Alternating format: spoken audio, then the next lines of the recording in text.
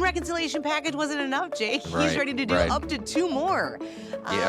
Color me skeptical on that, but saying that he is looking to potentially do another reconciliation package before the end of the year. That would line up very neatly with a government funding, as well as into the spring before the midterm election. I think that might be pretty bullish, the idea that they could get 2 reconciliations done here in the next, 12 months or so. Don't buy it.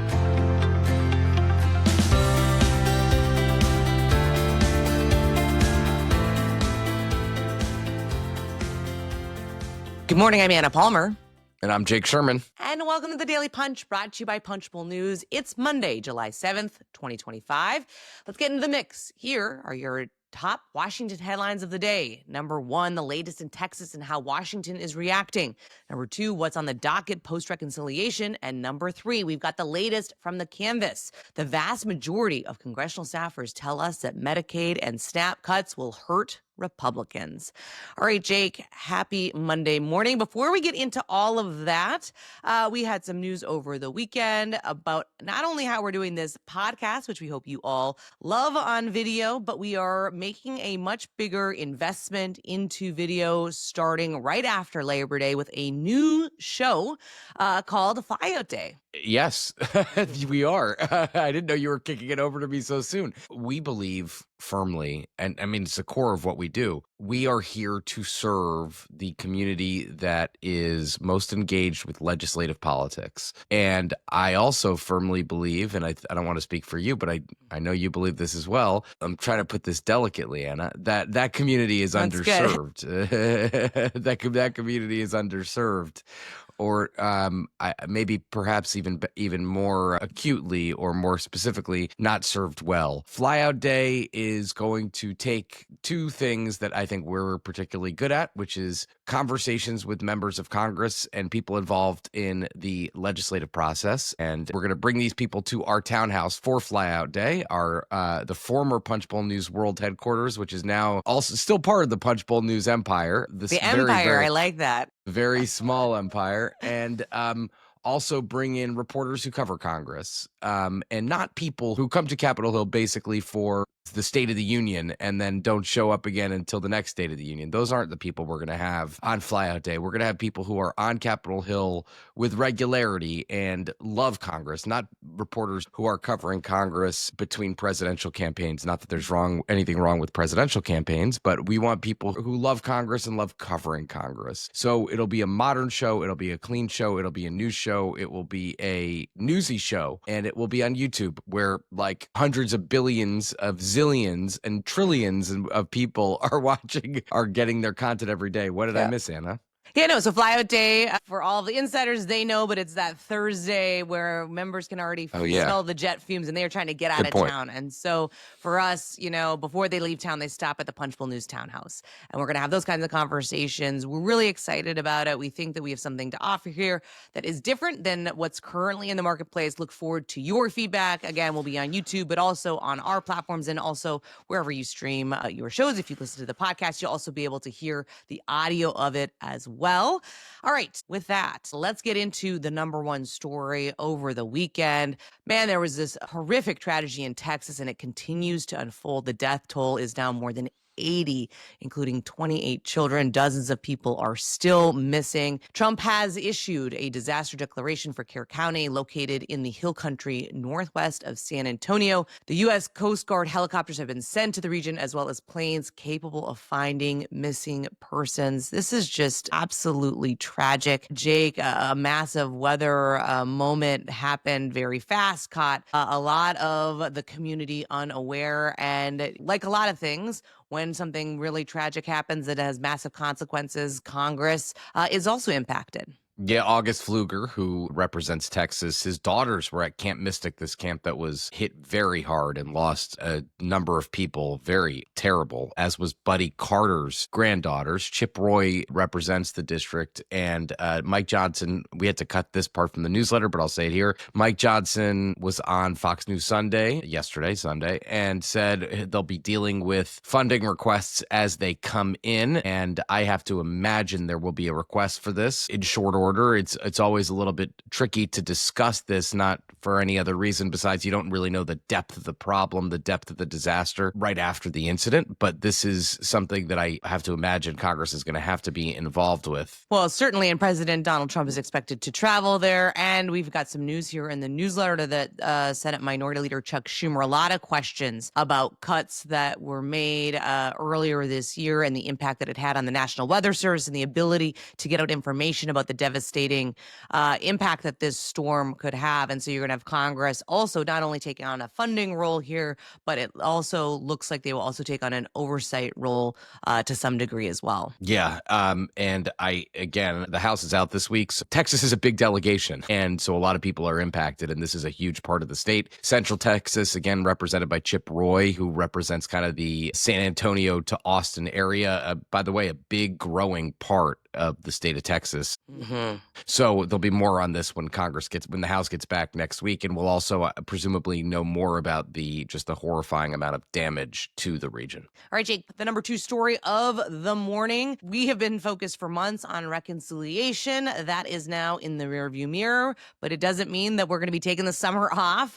We have a ton of things that Congress is looking to do here in the next couple of weeks. Why don't you run through that with us right now? Yeah, so immediately rescissions. And remember, it's July 7th. Congress has, 3-ish weeks in session before the August recess. Rescissions is due, meaning statutorily has to be passed or not by July 18th. Now, the Senate is not going to take that up this week. So they're giving themselves 1 week to get the rescissions package through. And the challenge is the House has already passed the rescissions package. So it's going to come back. If the Senate does something with it and amends it, it's going to come back to the House, probably in a different form, which will be something that we will be curiously watching and obviously very interested to see how that shakes out, because it's not getting more conservative. It's going to get less conservative. It's going to get less drastic. I mean, don't you think a little bit on this? This is that tension point, right? I know, take it as it's the Senate versus the House. The Senate is going to,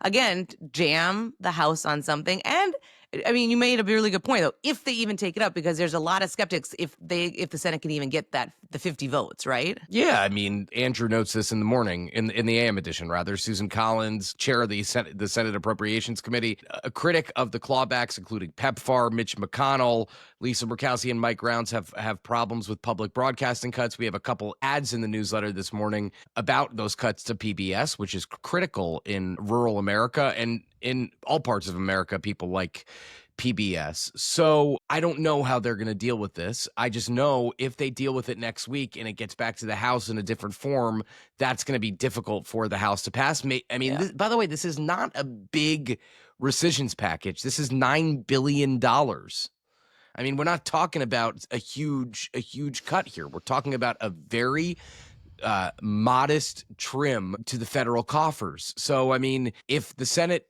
pairs it back, the House is going to have, I'm assuming the House is going to pass it as well, but they're not going to be happy in doing so. Other things happening this week, Benjamin Netanyahu, the Prime Minister of Israel, coming to Washington, meeting not only with President Trump, but also has plans to meet with congressional leaders. This is his 3rd trip in 6 months, Jake.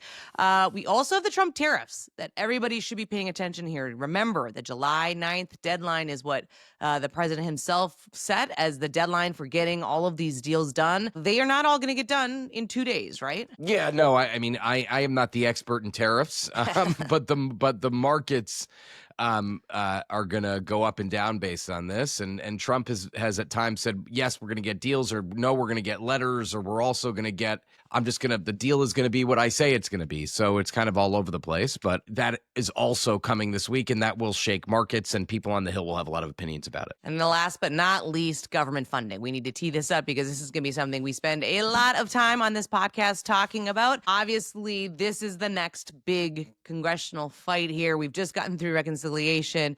Government funding is going to be the biggest, I think, question mark of how do they get it done? Is there some fatigue here of Republicans trying to kind of cobble together majorities in order to support Trump's initiatives?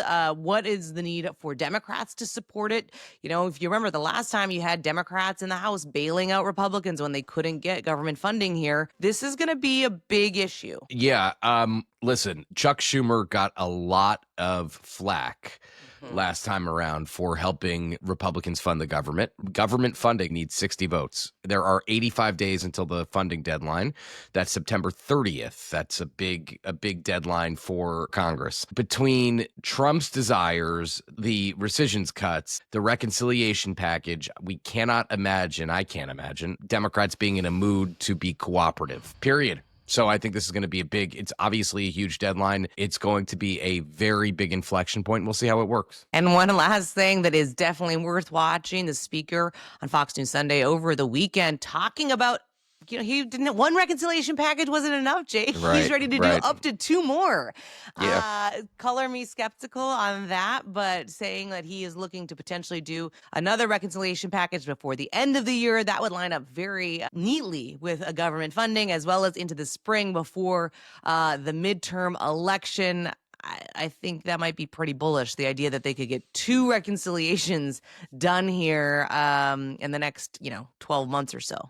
Don't buy it, but I'm looking forward to covering it. I'm not doubting him. I'm just saying that I think it's going to be difficult, period. And I wish everybody well, but I think it's going to be very difficult to get this done, especially one in the spring of 2026, months before the midterm election. I think that's tough. All right, let's go to the number 3 story of the morning. A majority of top Capitol Hill staffers say the reconciliation bill's cuts to Medicaid and SNAP will hurt Republicans in the midterm, according to our latest Insider Canvas survey. While the new law is a win for President Donald Trump legislative agenda, we write the program cuts could leave millions without health insurance or food assistance, according to the CBO. And the polling results show 85% of respondents said the cuts to Medicaid could cost the GOP victories in the next midterms.